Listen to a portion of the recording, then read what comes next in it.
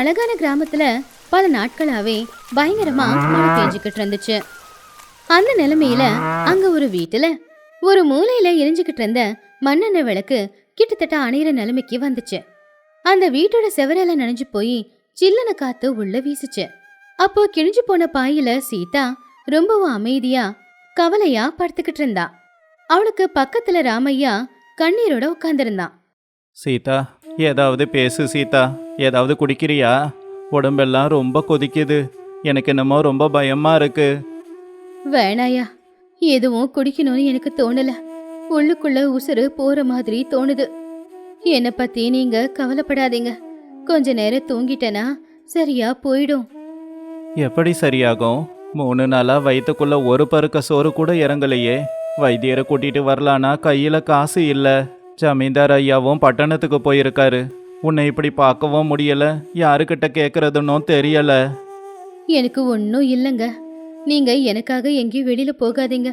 வெளியில பயங்கரமா மழை பெஞ்சுக்கிட்டு இருக்குல்ல, அதுலயும் அந்த வட்டி வியாபாரி வீட்டுக்கு மட்டும் போகாதீங்க. எனக்கு ஏதோ தப்பு நடக்க போகுதுன்னு தோணுது. கவலைப்படாத சீதா, உன்னை நான் அப்படியே விட்டுட மாட்டேன். யாரு கையில் காலில் விழுந்தாவது நான் பணம் வாங்கிட்டு வரேன். சரி, நான் போயிட்டு வரேன். ராமையா ஒரு கொடையை பிடிச்சுக்கிட்டு போய்கிட்டு இருக்கும்போது வழியில அவனுடைய நண்பனான சோமுவை சந்திச்சான். 2 பேரும் ஒரு மரத்துக்கு கீழே நின்று பேசிக்கிட்டு இருந்தாங்க. என்னடா ராமையா, இந்த மழையில் இந்த நேரத்தில் எங்கே போய்கிட்டு இருக்க? கண்ணெல்லாம் கலங்கி இருக்கு. என்னடா, என்ன ஆச்சு? என்னடா பண்ண சொல்கிற சோமு? சீதாவுக்கு ரொம்ப உடம்பு முடியலை. அவள் படுத்த படுக்கையா இருக்கா. எதுவும் சாப்பிட மாட்டேங்கிறா. கையில் ₹1 கூட இல்லை. என்னடா பண்ணுறது ராமையா? நம்மள மாதிரி ஏழைங்களுக்கு இதுதான் நிலமை. ஏதோ முதலாளியாக பார்த்து கொடுக்குற பணத்தில் வாழ்க்கையை நடத்திக்கிட்டு இருக்கோம். திடீர்னு இப்படி ஆபத்து வந்தால் நமக்கு உதவ யார் இருக்காங்க? இன்னைக்கு உனக்கு வந்தது நாளைக்கு எனக்கு வரலாம். இந்த உலகத்தில் ஏழைங்களுக்கு உதவ யாரு தான் இருக்காங்க?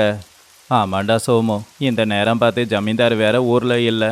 அதான் வட்டி வியாபாரி மாணிக்கத்தை பார்க்க போகிறேன். அவன்கிட்ட போய் பணத்தை கேட்க போகிறேன். அவர்கிட்ட எப்போவும் பணம் இருக்குன்னு ரங்கையா சொல்லியிருக்கான். வேணாண்டா ராமையா, அவன்கிட்ட போய் கடனை வாங்காத. ₹1 கடனுக்கு ₹100 வட்டி போடுவான். எனக்கு தெரிஞ்ச ஒருத்தன் இப்படித்தான் கடன் வாங்கினான். அப்புறம் அவன் மொத்த சொத்தையும் எழுதி கொடுத்தான். அவன் ரத்தம் குடிக்கிற ராட்சசன். நம்மள மாதிரி ஏழைங்களை அவன் ரொம்பவே ஏமாத்துவான். வேணாண்டா, அவன்கிட்ட மட்டும் போகாத. என்கிட்ட வேற வழியே இல்லையடா சோமோ. இப்போ எனக்கு வேற வழியே இல்லைன்னு உனக்கு தெரியும் தானே? இப்போ என் வாழ்க்கை முக்கியம் கிடையாது. சீதா உசுறு தான் முக்கியம். அவளுக்காக எதை வேணுனாலும் செய்வேன். சரிடா, கடவுள் மேலே பாரத்தை போட்டுட்டு போ. என்கிட்ட எதனா இருந்தால் கொடுத்துருப்பேன். ஆனால் நானே குடும்பத்தோட பட்னியாக தாண்டா இருக்கேன். இந்த கொடையை எடுத்துகிட்டு போ. உன் கொடை பிஞ்சு போயிருக்கு பாரு. பார்த்து ஜாக்கிரதையாக இரு. அவன் எதனா பத்திரத்தில் கையெழுத்து போட சொன்னா அதில் என்ன இருக்குன்னு படித்து பார்த்துட்டு அப்புறமா கையெழுத்து போடு. மாணிக்கம் அவன் வீட்டு மாடியில ஒரு விளக்கு எடுத்து வச்சுக்கிட்டு கணக்கு புத்தகத்தை பார்த்துக்கிட்டு இருந்தான். மழை பெஞ்சுக்கிட்டே இருந்துச்சு. அப்பதான் ராமையா கொடையை வச்சுட்டு உள்ள வந்தான். இந்த சுப்பையா ₹300 வாங்கி எவ்வளோ நாள் ஆகுது? நாளைக்கே அவன் வீட்டுக்கு போய் பசுமாட்டை இழுத்துக்கிட்டு வரணும். அப்பதான் வட்டிக்கு சரியா போகும். இவனுங்களை இப்படி விடக்கூடாது. பணம் தான் நமக்கு தெய்வம். ஐயா கும்பிடுறாங்க, நான் ராமையா. ஓ, ஜமீன்தார் வீட்டில் வேலை செய்கிற ராமையாவா? என்னடா இந்த நேரத்தில் என்ன தேடி வந்திருக்க? உங்கள் ஜமீன்தார் வேற ஊரில் இல்லையே. இங்கே இருக்கிற எதையாவது திருடிக்கிட்டு போகலான்னு வந்திருக்கியா என்ன? ஐயா அப்படியெல்லாம் சொல்லாதீங்க. நான் அப்படிப்பட்டவன் கிடையாது. என் பொண்டாட்டி சீதா உடம்புக்கு முடியாமல் படுத்த படுக்கையாக இருக்கா. அவளை வைத்தியர்கிட்ட கூட்டிகிட்டு போகணும். அதான் பெரிய மனசு பண்ணி ஒரு ₹100 கொடுத்தீங்கன்னா நான் அப்புறமா கொடுக்குறேங்க ஐயா. ₹100? என்ன ராமையா, ₹100 அப்படிங்கிறது என்ன விளையாட்டு விஷயமா? எனக்கு என்ன பணம் ஆகாயத்தில் இருந்தா வந்து கொட்டுது? சரி, உன் மேலே நம்பிக்கை வச்சு நான் கொடுக்குறேன். ஆனால் பதிலுக்கு நீ எனக்கு என்ன பண்ணுவ? வெறும் கையே முழம் போடாது, தெரியும்ல? என்கிட்ட என்னங்க ஐயா இருக்கு? தாத்தா காலத்துல இருந்து நாங்கள் வச்சிருக்கிற 1 ஏக்கர் பூமியோட பத்திரம் இருக்கு. அதை வேணும்னா நான் கொடுக்குறேன். ஓ, வயல் பத்திரமா? சரி சரி, கொண்டு வா. ஆனால் ராமையா, உனக்கு தான் படிப்பறிவு கிடையாது. அதனால நான் சொல்கிறத நல்லா கேட்டுக்கோ. நான் கடன் கொடுக்கும்போது இந்த வெள்ளை காகிதத்தில் ஒரு கை நாட்டு மட்டும் வச்சிடு. எல்லாம் சும்மா ஒரு கணக்குக்கு தான். சரிங்க ஐயா, என் பொண்டாட்டி உசுரை காப்பாத்தினா போதும், வேற எதுவும் வேணாம். சரி இந்தா, உனக்கு 100 ரூபாய் கடன் கொடுக்கறேன். இந்த பத்திரத்தில் கை நாட்ட போடு. பைத்தியக்காரா, இந்த 100 ரூபாய 1000 ரூபான்னு எழுதிப்பேன். அப்புறம் உன்னோட வயல் எனக்கு தான் சொந்தம். இந்தாங்க ஐயா நிலப்பத்திரம், எனக்கு பணத்தை கொடுங்க ஐயா. இந்தா 100 ரூபா, வட்டி மாசத்துக்கு 10 ரூபா. சரியான நேரத்துக்கு கொடுக்கணும், இல்லைனா எனக்கு அப்புறம் கோபம் வந்துடும். கொஞ்சம் நாளுக்கு அப்புறமா சீதா முழுசா குணமாயிட்டான். ராமையா ராமும் பகலுமா கஷ்டப்பட்டு பணத்தை சேர்த்து வச்சு கடன் அடிக்கிறதுக்காக மாணிக்கத்தோட வீட்டுக்கு போனான். ஐயா இந்தாங்க, நான் உங்ககிட்ட வாங்கின பணம் 6 மாசத்துக்கான வட்டி சேர்த்து மொத்தம் 120 ரூபா. இதை வச்சுக்கிட்டு என்னோட வயல் பத்திரத்தை கொடுங்க ஐயா. என்ன ராமையா, உனக்கு என்ன பைத்தியம் பிடிச்சிருக்கா? நீ என்கிட்ட 100 ரூபாயா கடன் வாங்கின? நீ வாங்கினது 1000 ரூபாய் ஆச்சே. அதுக்கு மாச வட்டியே 100 ரூபா. 6 மாசத்துக்கு 600 ரூபாய் ஆச்சு. அப்படி பார்த்தா நீ 1600 ரூபாய் கொடுக்கணும். என்னது 1000 ரூபாயா? ஐயா உங்க காலில் விழுந்து கும்பிட்றேங்க ஐயா. நல்லா யோசிச்சு பாருங்க. அன்னைக்கு நான் கேட்டது 100 ரூபா தான், நீங்க கொடுத்ததும் 100 ரூபா தான். மாத்தி சொல்லாதீங்க. ஏண்டா நான் என்ன பொய்யா சொல்றேன்? இந்த பத்திரத்தை பாரு, இதுல 1000 ரூபாய் அப்படின்னு எழுதி கொடுத்துருக்க. அதுக்கு கீழே நீ கை நாட்டம் போட்டிருக்க. இது உன்னோட கை நாட்டு தானே? இப்ப கேட்கும்போது நான் ஏதோ பொய் சொல்றேன்னு சொல்லிக்கிட்டு இருக்கியே. இது அநியாயங்க ஐயா, இது நியாயமே இல்லை. கடவுள் பார்த்துக்கிட்டு தான் இருக்கான். ஏழைங்களோட சொத்தை புடுங்க நினைச்சிங்கன்னா அந்த கடவுள் அப்புறம் உங்களை சும்மா விட மாட்டான். கடவுளா? அந்த கடவுளே என்கிட்ட கடன் வாங்குறாரு.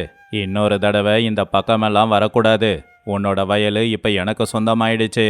அதுக்கு ஆதாரம் என்கிட்ட இருக்கு. ராமையா எதுவும் செய்ய முடியாம கவலையா வீட்டுக்கு போய் பொண்டாட்டி கிட்ட எல்லாத்தையும் சொல்லி கவலைப்பட்டுக்கிட்டு இருந்தான். அப்பதான் சோமு கோவமா அங்க வந்தான். என்னடா ராமையா இங்க உக்காந்து அழுதுகிட்டு இருக்க? அந்த மாணிக்கம் என்னன்னா உன்னோட வயல் அவனுக்கு சொந்தம்னு எல்லார்கிட்டையும் சொல்றான். நீ என்னமோ உக்காந்து அழுதுகிட்டு இருக்க. வாடா அவங்கிட்ட போய் நியாயத்தை கேட்போம். இன்னைக்கு 2ல் 1 தெரியணும். அமைதியா இருங்க அண்ணன், கோவப்பட்டா வேலை நடக்காது. அந்த மாணிக்கம் ரொம்ப மோசமானவன். அவன் சரியா திட்டத்தை போட்டு வச்சிருப்பான். அவன்கிட்ட பணம் இருக்கு, ஆனா நம்ம கிட்ட என்ன இருக்கு? என்கிட்ட ஒரு யோசனை மட்டும்தான் இருக்கு. என்ன மன்னிச்சிடு சீதா, நாம தோத்து போயிட்டோம். நமக்கு வேற வழியே இல்ல. அன்னைக்கு நீங்க அந்த மாணிக்கத்தோட வீட்டுக்கு போகும்போது உங்களுக்கு தெரியாம பின்னாடியே நானும் வந்தேங்க. அன்னைக்கு அவன்கிட்ட மை இருக்குல்லங்க, அதனால குங்குமத்தை கலக்கி உங்க கை நாட்டை அதுல வச்சுதான் போட்டான். அப்படின்னா இவருடைய கை நாட்டு சிகப்பு நிறத்துல தான் இருக்கும். ஆனா அந்த மாணிக்கம் எழுதினது எல்லாமே கருப்பு நிறத்துல இருக்கும். ஒரு பத்திரத்துல இருக்கிற எழுத்துக்கள் ஒரு நிறத்திலையும் கை நாட்டு ஒரு நிறத்திலையும் எப்படி இருக்க முடியும்? இந்த விஷயத்த நம்ம ஜமீன்தார் கிட்ட சொல்லலாம். அப்போ அவன் வசமா மாட்டிப்பான். அடடா சீதா, நீ இவ்வளோ புத்திசாலின்னு எனக்கு தெரியாது. அப்புறம் என்ன ராமையா, நீ குங்குமத்தில் தானே கை நாட்டு போட்ட? அவன் மயில தானே எல்லாத்தையும் எழுதியிருக்கான். இதுவே பெரிய சாட்சி தான். நாம இதை வச்சு ஜெயிக்கலாம். அப்படின்னா என் வயல் எனக்கு கிடைக்குமா? நமக்கு நியாயம் கிடைக்குமா? கிடைக்காம எங்க போக போகுது? எப்பவும் அநியாயம்தான் ஜெயிக்குமா என்ன? வா, நம்மக்கிட்ட நியாயம் இருக்கு. ஜமீன்தார்கிட்ட போவோம். ஏழைங்க நமக்கு கோபம் வந்தா எப்படி இருக்குன்னு மாணிக்கத்துக்கு காமிக்கலாம். இன்னைக்கு நாமளா அவனான்னு தெரிஞ்சே ஆகணும். நம்ம வயல் நமக்கு வரணும், இல்ல அவனை ஒரு கை பார்த்துடணும். நானும் உங்க கூட வரேன்னு. ஜமீன்தார் அம்மாவும் அங்கதானே இருப்பாங்க. ஒரு பொண்ணோட கஷ்டம் இன்னொரு பொண்ணுக்கு தானே தெரியும். அவங்களும் நமக்கு துணையாதான் இருப்பாங்க. வாமா, உன்னோட புத்திசாலித்தனம் தான் இன்னைக்கு நமக்கு ஆயுதமே. நியாயமா நியாயமானு இன்னைக்கு நாம பார்ப்போம். ஜமீன்தார் அவருடைய வீட்டுல உக்காந்துக்கிட்டு இருந்தாரு. அப்ப ஜமீன்தார் மனைவி பக்கத்துல இருந்தாங்க. ஒரு பக்கம் மாணிக்கம் ஒன்னும் தெரியாத மாதிரி நின்னுக்கிட்டு இருந்தான். இன்னொரு பக்கம் ராமையா, சீதா, சோமு நின்னுக்கிட்டு இருந்தாங்க. என்ன மாணிக்கம், ராமையா சொல்றது உண்மைதானா? அவன் உங்ககிட்ட 100 ரூபாய் வாங்கினா நீ 1000 ரூபான்னு எழுதுறியா? எதுக்காக இப்படி பொய் கணக்கு எழுதுற? ஐயோ ஜமீன்தார் ஐயா, நான் இந்த ஊர்ல நியாயமா வட்டி வியாபாரம் பண்ற வியாபாரி. என்னை பார்த்து இப்படி ஒரு கேள்வி கேட்குறீங்களே. நீங்க வேணா பாருங்க, இதுதான் ராமையா கை நாட்டு போட்ட பத்திரம். இதுல என்ன எழுதியிருக்கு? அவன் 1000 ரூபாய் வாங்கிட்டு செலவு பண்ணிட்டு இப்ப பொய் சொல்றான். ஐயா, அந்த பத்திரத்துல என் வீட்டுக்காரோட கை நாட்டு இருக்கிறது உண்மைதான். ஆனா அந்த பத்திரத்துல இருக்கிற வண்ணம் இப்போ உண்மையை சொல்லும். அந்த பத்திரத்தை கொஞ்சம் வெளிச்சத்துல நல்லா பாருங்க. அந்த பத்திரத்துல இருக்கிற எழுத்துக்கள் எல்லாமே கருப்பு மையில எழுதியிருக்கு. ஆனா என் வீட்டுக்காரோட கை நாட்டு சிகப்பு நிறத்துல இருக்கு. மை இல்லாம குங்குமத்துல கை நாட்டை போட்டுக்கிட்டு மை வாங்கிட்டு வந்து அதுக்கப்புறமா எழுதி வச்சிருக்காரு இந்த மாணிக்கம். இதுதான் இதுக்கு சாட்சி. அட ஆமா, உண்மைதான் சீதா. இவனுடைய கை நாட்டு சிகப்பா இருக்கு, ஆனா எழுதுனதெல்லாம் கருப்பா இருக்கே. என்ன மாணிக்கம், இதுக்கு உன்கிட்ட என்ன பதில் இருக்கு? இது உன் கையெழுத்து தான், நீ தான் எழுதியிருக்க. என்ன பதில் வச்சிருக்க? ஐயா, அது அந்த சிகப்பு நிறம் ஏதாவது தெரியாம பட்டு கரையா இருக்கும். போதும், நிறுத்து. இப்ப நீ உண்மையை ஒத்துக்கலனா இந்த பத்திரத்தை பட்டணத்துக்கு அனுப்பி நீ பண்ண தில்லுமுள்ளி என்னன்னு கண்டுபிடிச்சிடுவேன். அதுக்கப்புறம் உனக்கு தண்டனை கூட பட்டணத்திலேயே கிடைக்கும். ஐயோ வேணாங்க ஐயா, என்னை மன்னிச்சிடுங்க. நான் கொடுத்தது 100 ரூபாய் தான், அப்புறம்தான் 1000 ரூபான்னு அதில் எழுதினேன். இனிமே இப்படி தப்பு பண்ண மாட்டேன். தயவு செஞ்சு என்ன போலீஸ்ல மட்டும் பிடிச்சி கொடுக்காதீங்க. அப்போ ஜமீன்தார் மாணிக்கத்தை முறைச்சு பார்த்துக்கிட்டு இருந்தாரு. ராமையா, சீதா, சோமு சந்தோஷப்பட்டாங்க. மாணிக்கம், உனக்கு எவ்வளவு திமிரு இருந்தா ஒரு ஏழையோட நிலத்தை புடுங்க பார்த்துருப்ப. நீ எல்லாம் நம்ம கிராமத்துல இருக்கவே கூடாது. ஒழுங்கா அவனோட வயல் பத்திரத்தை கொடு. அதுக்கு பதிலா அவன் உனக்கு எதுவும் தர மாட்டான். இதுதான் உனக்கான தண்டனை. இன்னொரு தடவை இப்படி பண்ண இந்த ஊர்லயே இருக்க மாட்ட. ஐயா, ரொம்ப நன்றிங்க ஐயா. எனக்கு நீங்க நியாயத்தை கொடுத்துருக்கீங்க. சீதா, நீ உண்மையிலேயே புத்திசாலி. நீ எனக்கு மனைவியா கிடைக்க நான் கொடுத்து வச்சிருக்கணும். அன்னைக்கு மாணிக்கம் ஒரு பாடத்தை கத்துக்கிட்டான். பேராசப்பட்டா உள்ளதும் போயிடும் அப்படிங்கிற பாடத்தை. கார்த்திகை மாதம் குளிர்காத்து வீசிக்கிட்டு இருந்துச்சு. ராமசாகரம் ஊரோட ஜனங்க எல்லாரும் ஊர் பஞ்சாயத்துல ஒன்னா சேர்ந்து அடுத்து விளைய போற விளைச்சலை பத்தி பேசிக்கிட்டு இருந்தாங்க. வயலை நல்லபடியா உழுது விதைகளை தூவுறதுக்கான நல்ல நாளுக்காக பாத்துக்கிட்டு இருந்தாங்க. பாத்தியா சோமையா, ஆகாயம் அமைதியா இருக்கு. அடுத்து வர கார்த்திகை மாசத்துக்கு அப்புறம் நம்ம வயல்ல விதைய தூவுனா விளைச்சல் நல்லபடியா வரும். தாத்தா காலத்துல இருந்து நமக்கு இதுதானே வழக்கம். உண்மைதானே, நானும் அதுதான் யோசிச்சுக்கிட்டு இருந்தேன். பெரியவங்க சொன்னதுக்கு அப்புறம் வேற என்ன இருக்க போகுது? அப்பதான் மாணிக்கம் பந்தாவா அந்த பக்கமா வந்தான். அவனுடைய நடையிலையும் பார்வையிலையும் இந்த உலகத்திலேயே அவனை விட புத்திசாலி யாருமே இல்ல அப்படிங்கிற நினைப்பு இருந்துச்சு. அப்போ அவன் கிண்டல் பண்ணிக்கிட்டே, ஓ, எல்லாரும் இங்க தான் இருக்கீங்களா? இன்னும் நீங்களாம் பழைய காலத்து ஆளுங்க மாதிரியே பேசினா எப்படி? பௌர்ணமி அமாவாசைன்னு பேசிக்கிட்டு காலம் மாறுது. காலத்துக்கேற்ற மாதிரி நாமளும் மாறுறது தானே புத்திசாலித்தனம். என்ன மாணிக்கம், இப்பதான் வந்த, அதுக்குள்ள எங்களையே கிண்டல் பண்ற? உன் வயசு என்னுடைய அனுபவம்ப்பா. அனுபவமா? அதை நான் மூட நம்பிக்கைன்னு சொல்லுவேன். இப்பதான் பட்டணத்துக்கு போய் நான் ஒரு விவசாய புத்தகத்தை படித்தேன்.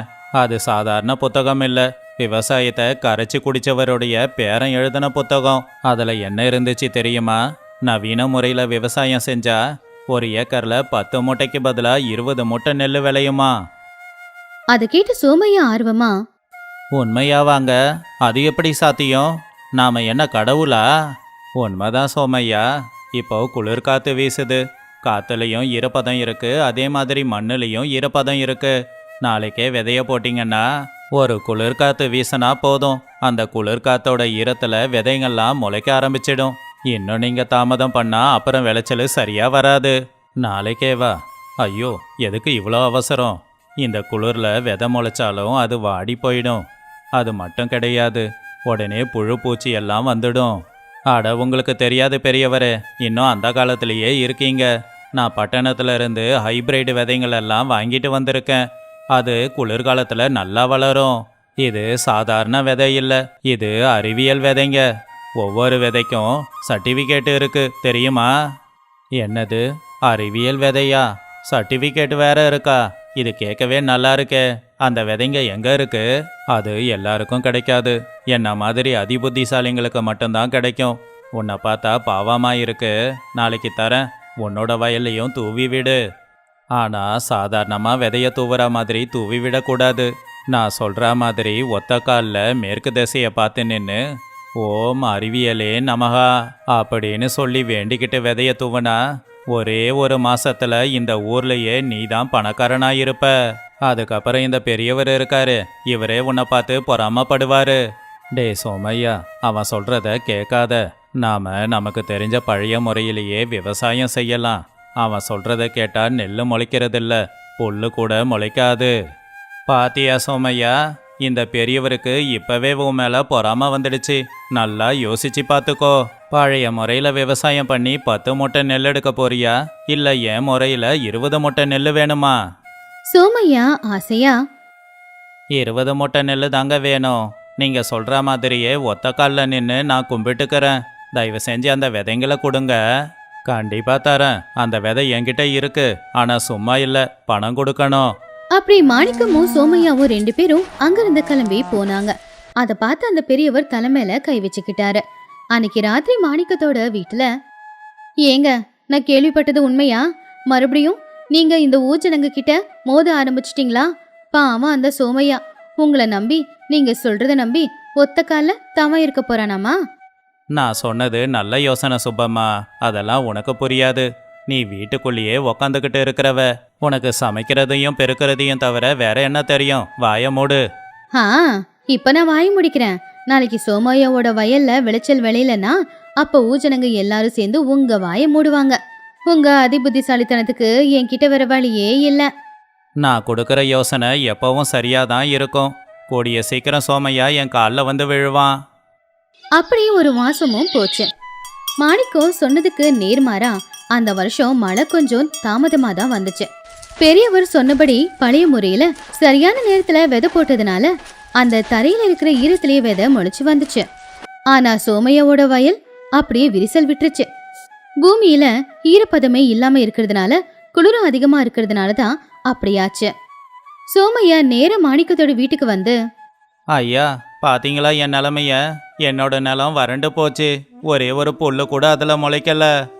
மாணிக்கம் எதுவும் தெரியாத மாதிரி திண்ணையில உட்காந்துக்கிட்டு, கவலைப்படாத சோமையா, எல்லாத்துக்கும் நிச்சயம் ஒரு காரணம் இருக்கும். எனக்கு தெரிஞ்சு நீ மந்திரத்தை சரியா சொல்லியிருக்க மாட்ட. இதெல்லாம் நல்லா இல்லைங்க மாணிக்கம். என் கஷ்டம் எல்லாம் வீணா போச்சு. நான் நினைச்சது எதுவுமே நடக்கல. பிரச்சனை நான் கொடுத்த விதையில இல்ல, உன் பூமியில இருக்கு.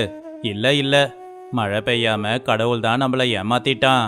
ஆனா இப்பவும் என்கிட்ட இதுக்கு ஒரு யோசனை இருக்கு. என்ன யோசனை? உன்னோட வயல்ல நாம ஒரு கிணத்த தோண்டலாம். ஆகாயத்துல இருந்து மழை வரலனா என்ன, பூமியில இருந்து எடுப்போம். அப்பதான் பெரியவர் அந்த பக்கமா வந்து அவங்க பேசுனதை கேட்டு, டே சோமையா, இன்னுமா இவன் சொல்றத கேட்டுக்கிட்டு இருக்க? கிணறு தோண்ட சரியான இடம் வேணும்டா. முதல்ல நீரூத்து எங்க இருக்குன்னு தெரிஞ்சுக்கணும். அட பெரியவரே, மறுபடியும் வந்துட்டீங்களா? எதுக்கு அவனை போட்டு குழப்பறீங்க? ஒரு தேங்காவை பிடிச்சிக்கிட்டு அங்க இங்க நாசஞ்சா அது சொல்ற இடத்துல தண்ணி இருக்குமா? நான் சொல்ற முறைய செஞ்சு பார்க்கலாம். ஐயா, உங்களுக்கு இதுவும் தெரியுமா? ஏன் தெரியாது? இங்க பாரு, உன் வயல்ல மூளையில கல்லுங்க நிறைய இருக்கு. சாஸ்திரப்படி கல்லுங்க நிறைய இருக்கிற இடத்துக்கு கீழே தான் தண்ணி ஊத்து அதிகமா இருக்கும். பேசாம அங்கேயே தோண்டலாம். ஆனா அங்க கிணறு தோண்ட நிறைய செலவாகுமே. என்கிட்ட பணம் இல்லையே. அட, கடன் வாங்குப்பா. ஒரு தடவை கிணறு தோண்டி தண்ணி வந்துடுச்சுன்னா உன் வயலுக்கு மட்டும் இல்ல, பக்கத்து வயலுக்கும் கொடுக்கலாம். அந்த தண்ணிக்கும் பணம் வாங்கலாம். என்ன சொல்ற? சோமையா மறுபடியும் ஒரு தடவை மாணிக்கத்தோட பேச்சை நம்பி அவனுடைய பொண்டாட்டி நகை எல்லாத்தையுமே வித்து அந்த கல் இருக்கிற இடத்துல பள்ளம் தோண்ட ஆரம்பிச்சான். ஆனா எவ்வளவுதான் பள்ளம் தோண்டினாலும் அந்த இடத்துல தண்ணி ஊத்தி இல்லவே இல்ல. கல்லுக்கு கீழே இன்னும் அதிகமா கல்லுங்க தான் இருந்துச்சு. சோமையா இன்னும் கடன்ல வேற முழுகி போயிட்டான். இப்போதைக்கு அவனுக்குன்னு இருக்கிற ஒரு சொத்து அவன்கிட்ட இருக்கிற ஒரு மாடு மட்டும்தான். ஐயா, என்னை காப்பாத்துங்க ஐயா. எல்லாத்தையும் இழந்துட்டு நிக்கிறேன். என் நேரம் சொத்தம் போச்சு, கிணத்துலயும் தண்ணி வரல. பேசாம வாங்கின கடனுக்காக இந்த மாட்டை விற்கலான்னு இருக்கேன். சேச்சே, என்ன பேசிக்கிட்டு இருக்க? அது கோமாதா சோமையா. மாட்டை வித்தினா அப்புறம் உனக்கு எல்லாம் தப்பா போயிடும்பா. இரு, இதுக்கு என்கிட்ட இன்னொரு யோசனை இருக்கு. அப்ப சுப்பம்மா கோவமா வெளியில வந்து, ஏங்க, தயவு செஞ்சு இனிமே எதுவும் சொல்லாதீங்க. நீங்க சொன்னதெல்லாம் போதும். நீ உள்ள போ. எதுக்காக வந்து பேசிக்கிட்டு இருக்க? இது ஆம்பளைங்க விஷயம். சுப்பம்மாவும் வேற வழி இல்லாம உள்ள போயிட்டான். இப்ப என்னங்க பண்ண சொல்றீங்க? நான் பட்டணத்துல இருந்து ஒரு அரிதான மூலிகையை கொண்டு வந்திருக்கேன். அது சாதாரண மூலிகை இல்ல, சஞ்சீவினி மூலிகை மாதிரி. அந்த மூலிகையை அரைச்சி மாட்டுக்கு கொடுத்தீன்னா மாடு நிறைய பால் கறக்கும். அதுக்கப்புறமா அந்த பாலை வித்தே உன்னோட கடன் எல்லாத்தையும் அடைக்கலாமே. உண்மையாவா சொல்றீங்க? என்ன சோமையா, என் பேச்சுல நம்பிக்கை இல்லையா? இந்தா, இதை உன் மாட்டுக்கு அரைச்சி கொடு. நாளையிலிருந்து உன் மாடு எப்படி பால் கறக்குது பாரு. சோமையாவும் சரி அப்படின்னு சொல்லி அந்த மூலிகை எடுத்துக்கிட்டு சந்தோஷமா வீட்டுக்கு போனான். அந்த மூலிகையை அரைச்சி அதை கலந்து மாட்டுக்கு குடிக்கவும் கொடுத்துட்டான். அடுத்த நாள் காலையில ஊர் பஞ்சாயத்துல ஊர்ல இருக்கிற ஜனங்க எல்லாருமே சேர்ந்திருந்தாங்க. பாவம் சோமையா அவனுடைய மாட்டையும் எழுந்து ஊர் தலைவனான ராகவையா முன்னாடி வந்து நின்னான். என்னாச்சு சோமையா, எதுக்கு அழுதுகிட்டு இருக்க? என் வாழ்க்கை வீணா போச்சுங்க ஐயா. இந்த மாணிக்கத்தோட பேச்சை கேட்டு என் வயல், பணம், என் பொண்டாட்டியோட நகை, கடைசியில் என்னோட மாட்டையும் இழந்துட்டேன். எனக்கு ஒரு நியாயம் சொல்லுங்க ஐயா. உடனே ஊரோட தலைவர் மாணிக்கத்தை வர சொல்லி சொன்னாரு. மாணிக்கம் கொஞ்சம் கூட பயமே இல்லாம பஞ்சாயத்துல வந்து தைரியமா நின்னான். என்ன மாணிக்கம், சோமையா சொல்றது உண்மைதானா? அவன் சொல்றதுல எதுவும் உண்மை இல்லைங்க ஐயா. அவனுடைய ஜாதகம் சரியில்லை. நானே அவனுக்கு உதவி பண்ணலான்னு பார்த்தாலும் நேரம் நல்லா இல்லாதால இப்படி ஆயிடுச்சு. விளைச்சல் முளைச்சி வரலனா அதுக்கு மழை பெய்யாதது தான் காரணம். கிணத்துல தண்ணி வரலனா பூமிக்கடியிலேயே தண்ணி இல்லை போல. இதுக்கெல்லாம் நான் எப்படிங்க காரணமாக முடியும்? அப்போ பெரியவர் கோவமா, நீ பொறுப்பாக மாட்டியா? அப்படி இருக்கும்போது அவனுக்கு எதுக்காக அறிவுரை சொல்லி அவன் வாழ்க்கையை கெடுத்த? இங்க பாருங்க பெரியவரே, என்னோட அறிவை பார்த்து பொறாமையில பேசாதீங்க. அப்ப தலைவர் கோவமா, வாய மூடு மாணிக்கம். உன்னோட அறிவுக்கு நான் சில கேள்வி கேட்குறேன், அதுக்கு பதில் சொல்லு பார்ப்போம்.